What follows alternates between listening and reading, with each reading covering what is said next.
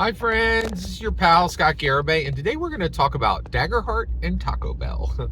All right, so I am really fascinated by the Daggerheart event, and that's what Daggerheart was. It was a brief moment in time where the whole world was like, this is it. This is the D&D killer. A whole bunch of dope Hollywood celebrity millionaires spent their cultural capital, and they built a D&D killer, right? And there was this moment, and trust and believe, Critical Role was extremely careful to time the announcement that they would be abandoning Daggerheart, not using it for campaign 4 until they had sold literally the entire run of Daggerheart. Because I'll tell you right now, I don't know if they would have sold 10 copies if they had told people what they were going to do. I don't think they would have sold 10 copies if they had said, hey, we built a D&D killer, we brought it to market, and then we shattered it on the ground, all expectations that it ever meant anything, that it was useful or good, right? Like I desperately want to capture this moment in history. So I want to explain to you what happened with Daggerheart through Taco Bell. All right.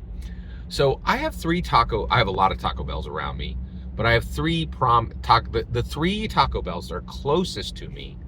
I want to talk about them, right? And I love tacos, right? So I love tacos. So I go and I get Taco Bell pretty frequently, right? And I also like, regular Mexican restaurant, but I go to Taco Bell because it's extremely convenient, right? Most of the time. Here we go. All right. I have 3 of them. One of them has been there forever, okay? And it's the closest to me, right? But then there's another one that is really new and it's really fresh, and it's like a super Taco Bell. They have everything on a Taco Bell menu. Like, they have the newest stuff. They have, like, super dope, like, touch screens. They have extra sauces. The sauces are just left out. It's the best Taco Bell you could ever imagine. Then there's one that's in the middle. It's not been there forever, but it's not the newest. But that one is really good because not only do you get great service, and by the way, at the Super Taco Bell I just talked about, the service is absolutely incredible, right? Then the other one is it is a good Taco Bell. It's like this Super Taco Bell. It seems like they're connected directly to headquarters, and like they're kind of some kind of test, like they get everything new, everything fresh, the best employees, the best, like the best of what Taco Bell can do. It is genuinely a super Taco Bell. And then this one in the middle, it's a good Taco Bell, right? But it stays open till 4 a.m. on Thursday, Friday, and Saturday, which is amazing. And I've used it many times for exactly that, right? But then the one that's closest to me, it's rough. And it has everything you would want. You always get what you order, right? But the staff is always apologetic, and it takes forever. And because I think they just struggle to staff in this one area. I don't know what there is. I think they just have a tough time getting people to work in the Taco Bell that live in that area, right? Whereas these other ones, I don't know how they're managing it, but they have, full staff. They're able to move their lines quickly. This other place, there's a high demand on all 3 of these Taco Bells. Like, there's always people wanting tacos, right? But in this one, they just really struggle to staff it. The staff is super nice. They're always apologetic. And they're like, hey, we've took your order from the drive-thru. Go drive around and, you'll be able to, and we'll bring your food out. Or there are times where I'll go and the line is so long in drive-thru that I'll just like go get Wendy's, which sucks. Like, I don't want a burger, right? Like, it sucks. But, and then I'm like, those other places are farther away. I don't know if I want to go do that, and like, so it's a whole thing. What's this got to do with Daggerheart? Well, I'll tell you. Here we go. D&D, it's tacos, man. Everybody wants it. Everybody wants it, right? And then that's D&D game, right? The other thing that is crazy, and so consider that the Super Taco Bell, right? The other thing that's wild about Dungeons & Dragons is everything that's not the game people want. They want the Legos. They want the video games. Like $1 billion worth of people want it. Like enough people to pay $1 billion, right? Funko Pop, Yahtzee, everything. Like you could just slap D&D literally on baloney and people will buy it. So that's the media. That's the good Taco Bell with the extended hours. Is literally so the Super Taco Bell is Dungeons and Dragons, the game, right? Dungeons and Dragons D&D canon hardbacks. That's the best way to say that. Then the good Taco Bell with amazing hours, that is the that is D&D beyond the D&D canon hardbacks, right? And you're like, well, what's the third one? It's Daggerheart. Daggerheart is the first tabletop role-playing game that people actually wanted. Like, blew off the shelves, strong enough, critically acclaimed enough, commercially powerful enough to legitimately deliver a death blow to Dungeons & Dragons. Critical Role delivered a D&D killer. We need to capture this in time because I think there's already revisionism happening. Oh, I don't know, Scott. You think there's revisionism happening? Go over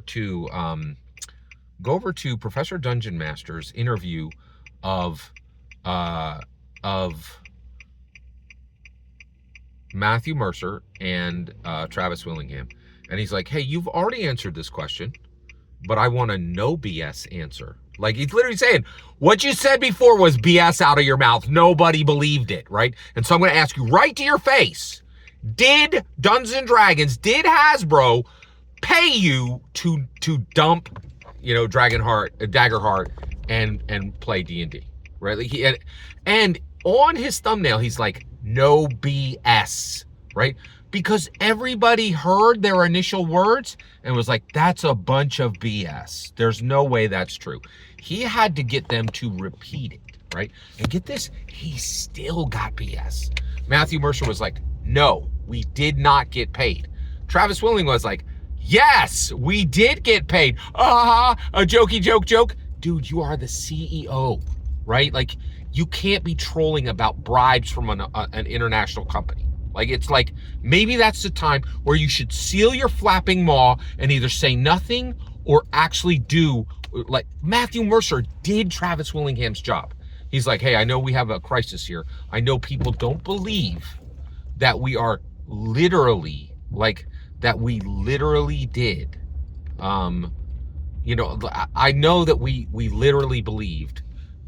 Yeah, I know people literally don't believe what we said before. Right? Like, that your BS title, right, will totally fit. People are like, oh yeah, it was totally BS. They were lying. Right? Like it was astonishing, right? And so they built the taco, like they had the tacos, they had what people wanted. And what's wild is they couldn't staff it. They literally couldn't staff it. That was the problem, right? They knew. They were like, oh my gosh, like, I paid attention to what happened with Gary Gygax. He lost his wife. He lost his free time. He lost a good portion of his mental health. Like, I think he lost like some of his physical health. The cost to make Dungeons & Dragons the #1 game in the world was astonishingly hard. It was literally blood, sweat, and tears, and that was the initial ante, right? Like, and I think they were like, we built the game. We can kill Dungeons & Dragons, but we need to start going to work 60 to 80 hours a week, every single person on CR. And they're like, well, we could do that and climb the hill, right? Or we could coast downhill and remain millionaires just remaining on D&D. They had the tacos. They had the demand, right? They just couldn't staff it. Like, and it's not even that they couldn't staff it. They weren't willing to staff it, right? And they knew they couldn't outsource it, right? You can't outsource. Well, actually, ironically, Gary did outsource it, but he had to find literally the daughter of a genius science fiction, and those people don't grow, like Lorraine Williams don't grow on trees, right? And certainly a bunch of Hollywood celebrities don't know a bunch of smart people who are really good at business. Like, that doesn't happen, right? And so that's what really happened. The third Taco Bell is Daggerheart, right? The demand was there, right? Super nice people, but they just could not. They were not willing to staff it. Now, I will say at that other Taco Bell, they're more than willing to staff it. They work really hard. They just, you know, I think it's a situation in their area, right, where they just can't get a bunch of super dedicated people who are like, we're gonna do this and do it extremely well. And they work really hard, and the food's always great. You always get exactly what you ordered. It just takes a while, and it takes a while so frequently that sometimes you'll skip it and go like, I gotta go to Wendy's because I need my food in a reasonable amount of time, and that's frustrating. That is extremely frustrating. And this Daggerheart thing was frustrating. I bought a $60 brick, right? I was so, you can look at my channel, man. I was super excited about it. Just like me, like a balloon popped the day they were like, even we think Daggerheart sucks. Even we think Daggerheart sucks. We're not going to do anything with it. You own a $60 brick. It's nothing now. Like, it is astonishing. And I desperately need to put this on the history shelf, right? Because trust and believe, the revisionism has already started on what Daggerheart is and was. Every single word you just heard in this video is my humble opinion, nothing more, nothing less. The important part is when I get to hear your humble opinion, when you get in the comments and send your traffic. Please consider liking, subscribing, and have a fetch millennium.